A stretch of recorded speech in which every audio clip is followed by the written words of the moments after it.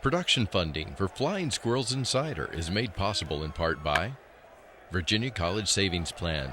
Save for tomorrow's higher education expenses with Virginia 529's 4 flexible tax-advantaged college savings plans. Details at virginia529.com. And by the Greater Richmond Chamber Save Low Fares campaign. Richmond is in danger of becoming one of America's most expensive airports again. Flying AirTran, Southwest, and JetBlue supports airline competition. Details at savelowfares.com.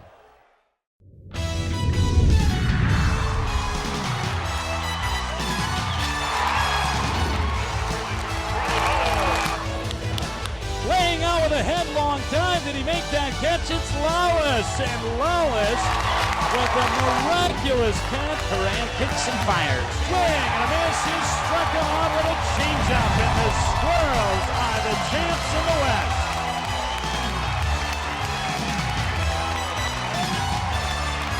Welcome back inside another episode of Flying Squirrels Insider. Anthony Oppermann, joined shortly by my broadcast partner John Laaser as we flip the calendar from May to June. 2 months of the season in the books, and there are a few Flying Squirrels that certainly hope to carry over their performances in May into June, including right-hander Chris Heston. Boy, what a month of May he had. We'll discuss that with Lays, as well as the performances of a few guys in the Flying Squirrels bullpen, and Gary Brown and Tommy Joseph, the top 2 prospects in the San Francisco Giants farm system, heating up along with the weather. We'll discuss that with Lays coming up. Also, have a great conversation with you from the guy who runs the show out on the field, Mike Murphy, a man of many hats. We'll prove that coming up, as well as one of the premier promotions the Flying Squirrels have had in their first 3 years of existence, the Human Cannonball Launch. We've got highlights and reactions of that and more here on this episode of Flying Squirrels Insider. Stick around and stay tuned.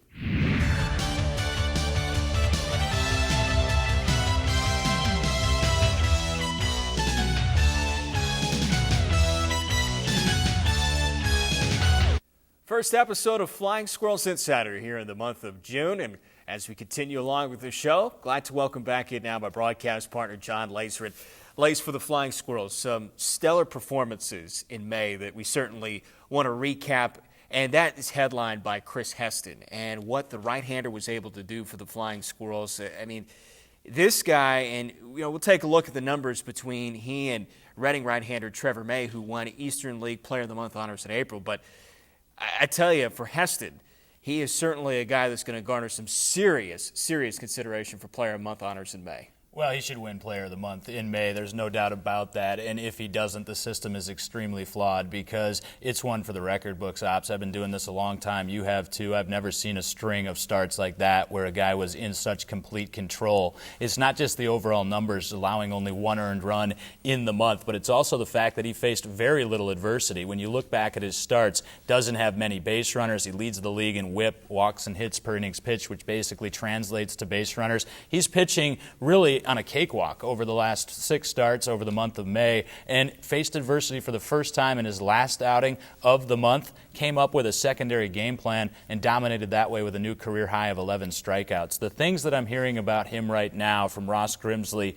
and also scouts that travel and follow these ball clubs are this guy is way further along than we thought last year. And remember, last year he led the California League in ERA. How did that happen, Lace? I mean, here's a guy who back 2 years ago in Augusta really struggled, and all of a sudden he's really put some things together. Where did this come from? He's a diligent worker. He doesn't have time for a lot of things outside of the game, and I think when you're honest about what it is that you are as a pitcher, and Chris Heston is, you can start to fine-tune those things rather than search like some pitchers will to create a new pitch or to enhance a pitch that doesn't necessarily need it. Heston's not a guy that lights up the radar gun. His fastball's in the upper 80s, but what he can control is his command and his intelligence on the mound in terms of his game plan. His breaking ball is also a lot better than it was over the last season and certainly 2 years back when he struggled in the South Atlantic League. But more than anything, I think a broader statement of Chris Heston's success is where we are in the game of baseball. People value the radar gun so much and lighting that up and having that electricity, and they devalue the ability to pitch and really baffle hitters and confuse them. And that's what Chris Heston does. He's outthinking people with better stuff than people thought that he had.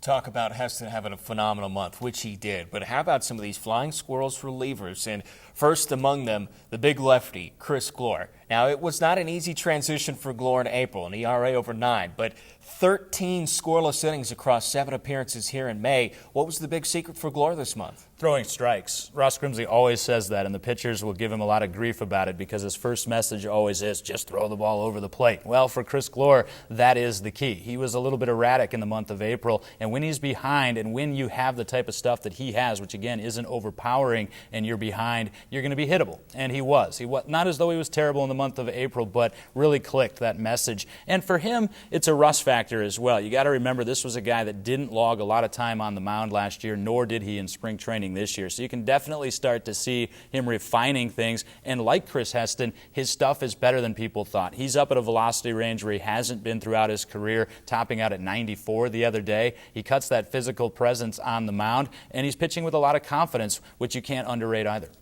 37 of the 46 batters that he's faced, he retired in the month of May. Truly outstanding numbers for Chris Glore. And another lefty, Tom Vasella. Boy, did he put an end to the month of May with an exclamation point. 3 2/3 scoreless innings against the Altoona Curve. Retired all 11 batters that he faced, struck out 6 of the 11. What a transformation for Tom Vasella, a guy who some Squirrels fans may remember from the beginning of last year when he was a work in progress. And he's getting better and better with each passing outing. We had to put extra makeup on me this morning because Tom Vasella extended our final game on that road trip last night by being so outstanding. 11 batters. Altoona didn't have a chance against him. Like you mentioned, 6 strikeouts. And what was great to see from Vasella is the command, but the confidence as well, because he's a guy that came in last year, I thought, very unsure of himself. Ross Grimsley echoed that statement, as did Dave McEmery. Didn't want to throw his breaking balls very often, which are, I believe, his deadliest pitches. Last night he threw a 3-2 breaking ball, which was exceptional, in for a called strike 3. He does that, he locks up some knees, and we're going to have him and Chris Glore on the next installment of Flying Squirrels Insider to break down pitch-to-pitch sequences. I can't wait for that, because also, on top of being outstanding pitchers and coming into their own, they're quite comedic as well. One guy who we've had on this show already, right-hander Brett Bochy, just continues to impress and amaze and lays. He's been pressed in some tight spots, but 17 appearances this far this year. He has tossed scoreless outings in 16 of the 17. I love the bounce-back factor with Brett Bochy because you knew that magic carpet ride at the beginning of the season was eventually going to end. He starts the year with 18 scoreless innings after jumping a level. That's storybook-type stuff. Then he gets hit hard by the Bowie Bay Sox and gives up 4 runs, blows a save, and you wonder, how's he going to respond? Is he going to tinker with stuff and say, oh no, they've figured me out, they've adjusted to me? No, he just got back to what it is that he knows he can do, pumping the strike zone and getting guys out with a fastball. Like Chris Heston, it's not a fastball that generally sits over 90 miles an hour, but he can locate to very minuscule spots in the strike zone, and it was very fun watching him carve up Altoona up at People's Natural Gas Field again. You could tell by our conversation the Flying Squirrels had a very good month of May when it comes to the performances on the mound. But, you know, there are a couple of guys that obviously have the spotlight on them here in Richmond. Gary Brown and Tommy Joseph. We featured them at our very first show, the top prospects in the San Francisco Giants farm system. And they're starting to really turn things around here from April to May. And it seems like that maturation process is really beginning to take hold for both of those guys. As we've discussed at length on our radio broadcast with Tommy Joseph, I think it's just a matter of time. And he had to miss a couple of weeks with that concussion, and I think we would have saw this earlier in the month. But he's a guy who has a great idea at the plate. We're starting to see that materialize. The first adjustment that the Eastern League has made to him, soft on the outer half, and he's punching that ball into right field, which is not something that a lot of guys have been able to successfully transition to coming up here. I cite Roger Kieschnick. That's how he was attacked in 2010. Couldn't make that adjustment. He's feasting now. Tommy's made it immediately. So what we're going to start to see from the Eastern League over the coming weeks, them coming back inside to him, trying to challenge on the hands. We're going to start to see the home runs and the extra base hits come for the 20-year-old catcher. Now with Brown, weight of the world on him, more so than Tommy Joseph even. Top prospect, there's a stigma to that. He's a few years older. I think he felt like he needed to come into this league and just terrorize it immediately. And I think finally he's backed off of that, and we're starting to see him impact ball games on the base paths with him reaching more, stealing more bases, and also patrolling center field. I feel as though he's a lot more comfortable at the diamond and in some of these other ballparks in the Eastern League. Those guys are really going to be the catalyst for this ball club. 2 months gone now. You're no longer inexperienced, no longer youthful in terms of coming up and being a rookie in this league. Time to take a leadership role, and I think both those guys are capable of doing it. And for the Flying Squirrels, certainly important in terms of their success for those guys to step up and do those things that you just mentioned.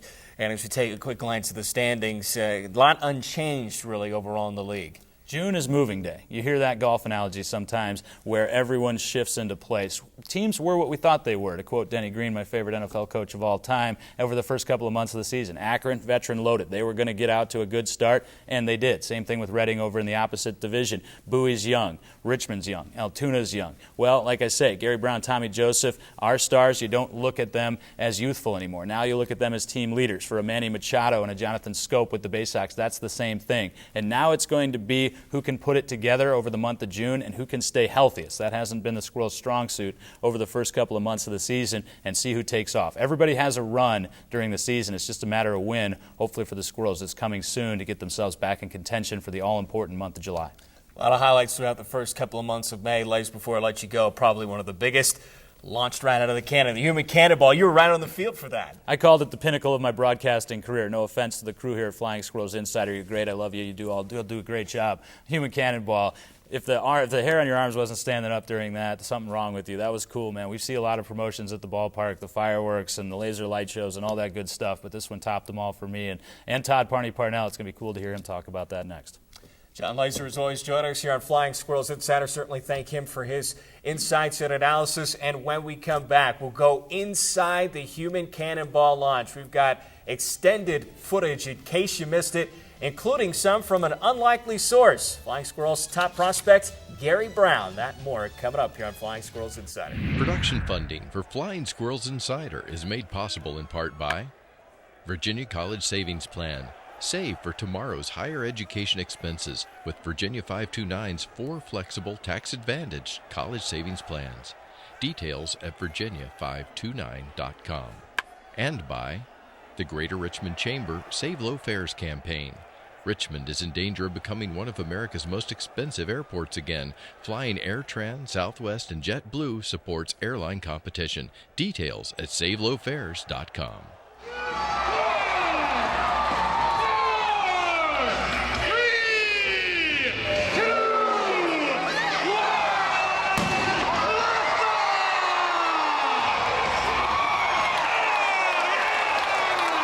Somebody mentioned this. Some of our folks looked it up online. We found out another minor league team had it in Lowell, Mass. We called them. They said it was a great success. Boom, next thing you know, he's jumping and shooting out of a cannon. Everybody, big Richmond welcome for David Smith! Every year we try to get better. We try to really think out of the box, bring stuff to our fan base that they've never seen before. Even the next day, we had 8,700 people on Sunday afternoon. Everybody at the gates, if they were there, they were talking about it. If they weren't there, they heard about it at church, or they heard about it at work that morning, or somewhere in the community. And that's one of the big things we try to do, is just keep people talking about us, keep people making memories, because I always say it, we're in the memory-making business. And certainly, I think the Bullet, David Smith, made a lot of memories for everybody. I've been in this business 24 years. I've never seen people stay in the crowd like they did, even for fireworks shows. It was like they didn't know what to expect. And then to have both teams, not one player from either team left the dugout. A bunch of them went back in and got their iPads or iPhones. There were so many cameras out. It was almost like, in a smaller kind of way, being at a pregame show for a Super Bowl or a kickoff for a Super Bowl. You saw so many cameras in the stands. It was really electric.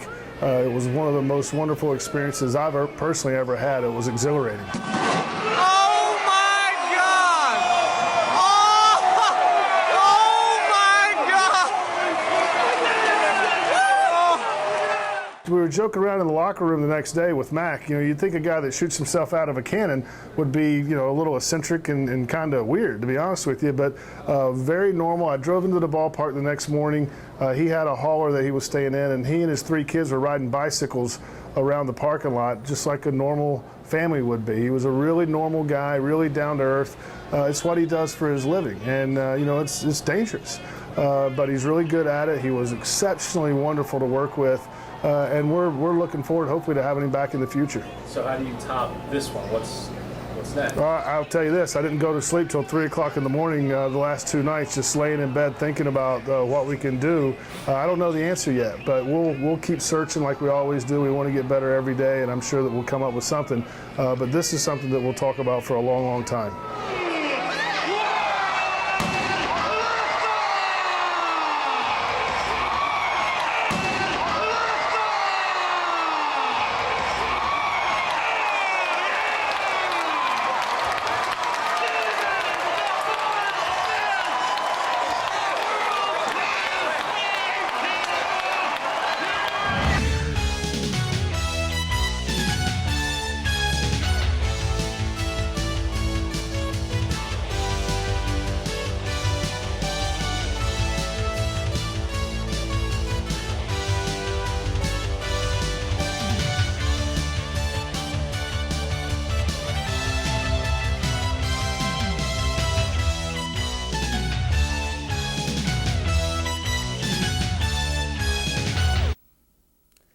And again, a special thank you to Gary Brown for allowing us to use that footage that he had on Facebook here on Flying Squirrels Insider. It was only 19 seconds, but the Human Cannonball Launch, certainly a thrill for a lot of people involved. And speaking of thrills, really thrilled to welcome in our next guest. We're doing this a little bit differently here on Flying Squirrels Insider. Normally, this would be the part in the show where we have a nice little roundtable discussion, but instead, our next guest is so busy, you may know him as the on-field host of the Flying Squirrels back at the Diamond, that we couldn't pry him away from his desk. But at any rate, we wanted to make sure to get Mike Murphy on the show. Murph, first and foremost, thank you so much for taking the time. Really do appreciate it. Unfortunately, I couldn't make it out to the studio. I wish I could be there, but as you can tell behind me, I got a lot going on here at my desk.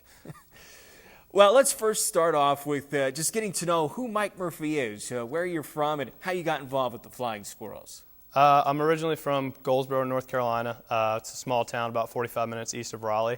Went to undergraduate at University of North Carolina, played football there. Had a professor of mine that I was pretty close with in all my sports administration classes. Called him up for a letter of recommendation and here at VCU Center for Sport Leadership, and he said, well, why don't you apply to my program? Applied, got in, and that's what brought me up to Richmond. Worked with their baseball team over at VCU, and one day out at the Diamond during fall practice, met Parney, and kind of, as they say, things took off from there. Well, now you mentioned you played football at the University of North Carolina. The head coach was Butch Davis. What do you think Butch would say about your activities at the ballpark now? I'm sure Coach Davis would definitely laugh about it. He always kind of looked at me as a character on the team. I was a special teams player. I was a long snapper. And, long snappers, kickers, punters, we have a lot of spare time during practice. So we were always allowed with some shenanigans. We had some spare time on our hands. So I guess that shenanigans carried over and has made me successful, like you said. Well, Murph, you replaced Christina Schisler, who was dubbed as the Mistress of Ceremonies at the Diamond. Why did you want that role? What made you want to take it on? When Christina left, Bill and Parney and a few other people around the office kind of approached me, and nobody ever said, hey, you're going to be the guy, but they all kind of asked me questions like, do you think you would like to do that? Do you think it's something you'd be interested in? And, for me, it was always yes. It was something that, not saying, hey, it was something, yes, I always wanted to be an on-field MC at a minor league baseball team, but like I said before, I am a little bit different. I have a different type of personality where I like to have a lot of fun and do stupid things, no better way to say it. And this gave me that opportunity to go out, have fun, be stupid, make people laugh, and do it 71 times a year. And I've had a lot of fun with it so far. You talk about liking to have a lot of fun at the ballpark. It seems like you guys do that on a regular basis out of the field. I don't know if we classify it as fun, but this seems to be a pretty serious war that you guys are waging with the home dugout during the ORC T-shirt toss inning. I just wanted to get your thoughts on that, and also, what's the most serious thing that they've ambushed you guys with right in the back of that truck? Yeah, it's become very competitive down there between the back of the truck and the dugout. I think how it all started was with Parney and our Shane Turner, who was in town for a few games, and started out with water guns, and that was it, and maybe throwing a cup of water, and it's escalated. To tell you the truth, it's gotten a little bit dangerous down there. We try to make sure we remember our umbrellas. Some of the weapons, if you will, have been used.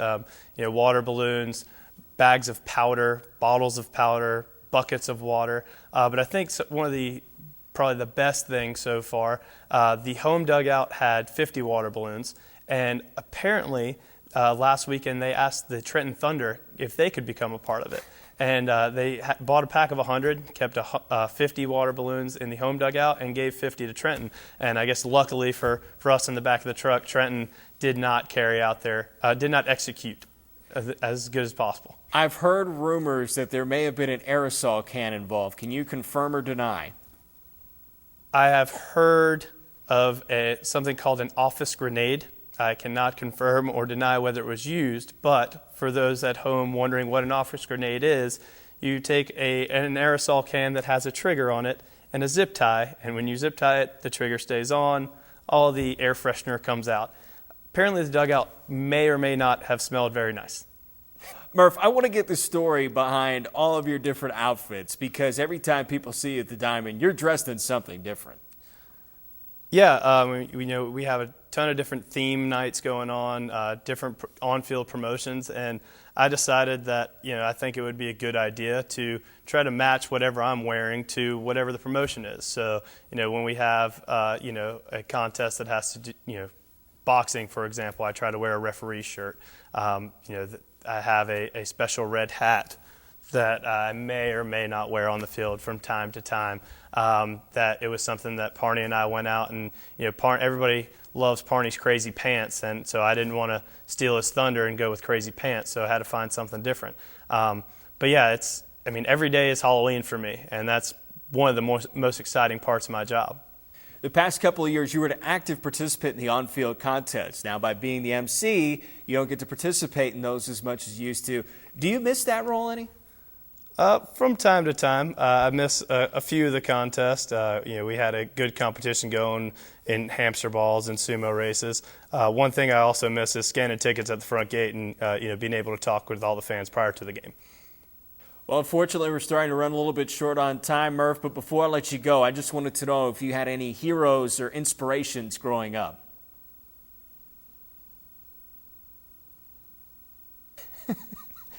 Well, Murph, again, I know you're a busy guy. You got a lot of stuff to get to, so we'll let you go. But thank you so much for taking a little bit of time on Flying Squirrels Insider, and tell everybody at the office not to expect us anytime soon. Will do. I really appreciate you guys taking the time and having me on, and I'll go and try and answer some phones for you and let everybody know that you guys are too important to be here today. Mike Murphy joined us here on Flying Squirrels Insider. As we promised, a man of many hats, and you could catch Murph's act every game at the Diamond, as he'll be running around somewhere on the field, so make sure to stop him, say hello, and by the way, he loves Batman. I don't know if anybody picked up on that. That'll about do it for us here on another episode of Flying Squirrels Insider. Want to remind you can catch us on Saturdays on WCVE. You can also catch us again on Monday on WCVW. And in case you missed it, you can log on to squirrelsbaseball.com to find archived footage of each episode of Flying Squirrels Insider. A lot of thank yous to hand out, including my broadcast partner John Laaser, Gary Brown for the footage of the Human Cannonball, and Mike Murphy, our guest on Flying Squirrels Insider today. And for everybody here at our family of community idea stations, thank you so much for tuning in. I'm Anthony Oppermann, and catch us next time here on Flying Squirrels Insider.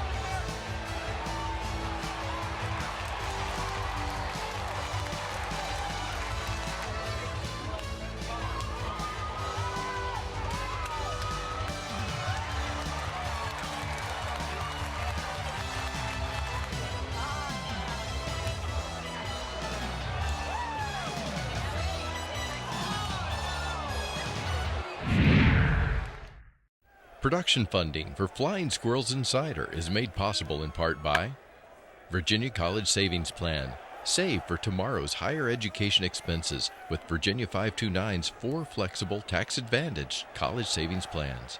Details at virginia529.com. And by the Greater Richmond Chamber Save Low Fares campaign. Richmond is in danger of becoming one of America's most expensive airports again. Flying AirTran, Southwest, and JetBlue supports airline competition. Details at savelowfares.com.